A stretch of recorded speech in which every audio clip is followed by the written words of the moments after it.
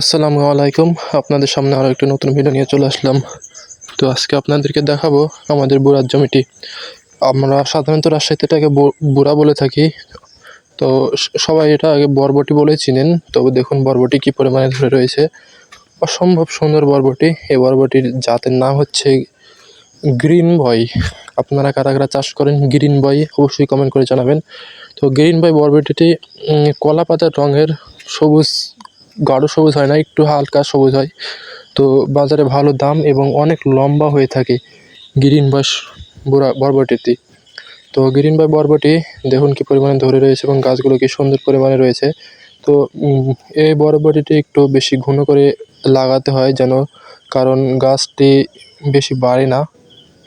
আর দেখুন কী পরিমাণে বরবটি ধরে রয়েছে, কেবল প্রথম অবস্থায় গাছ এটি, যেহেতু গাছের বয়স খুবই কম।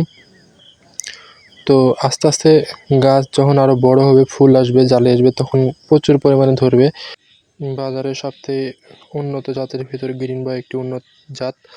তো বরবটিগুলো দেখুন অনেক লম্বা হয়ে থাকে, আপনারা জানবেন হয়তো। তো গ্রিন বয় বরবটিটি অনেক লম্বা হয়। অনেক বরবটি আছে যেগুলো অনেক ছোট ছোট, কিন্তু এই বরবটিটি অনেক বড় হয়ে থাকে।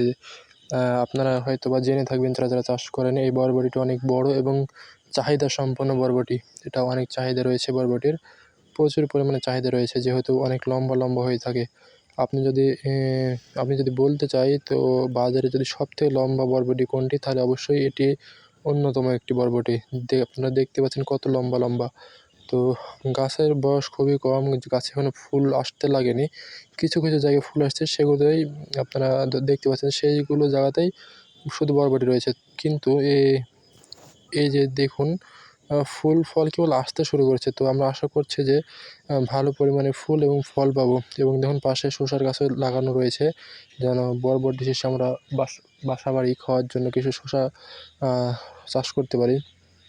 তো বরবটিগুলি কি সুন্দর সুন্দর রয়েছে এবং দেখুন গাছগুলো কি সুন্দর সুন্দর রয়েছে। তো আপনারা কে কোন রকম বরবটি চাষ করেন অবশ্যই কমেন্ট করে জানাবেন। আর বরবটি আপনারা কোন কোন জায়গায়, কোন কোন এলাকায় বেশি প্রচলন হয়, সেটা অবশ্যই আমাদেরকে জানাবেন।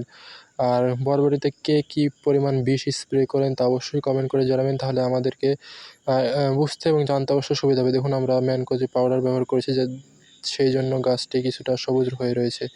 তো সবাই ভালো থাকবেন, সুস্থ থাকবেন, আমাদের চ্যানেলের পাশে থাকবেন এবং সামনের কী কী ভিডিও চান অবশ্যই কমেন্ট করে জানাবেন। আর আজকের ভয়েসটি হয়তো ভালো করে দিতে পারলাম না, সেই জন্য দুঃখিত। তো সামনে ভালো ভালো ভিডিও আসবে ইনশাআল্লাহ। তো সবাই ভালো থাকবেন, সুস্থ থাকবেন। আল্লাহ হাফেজ।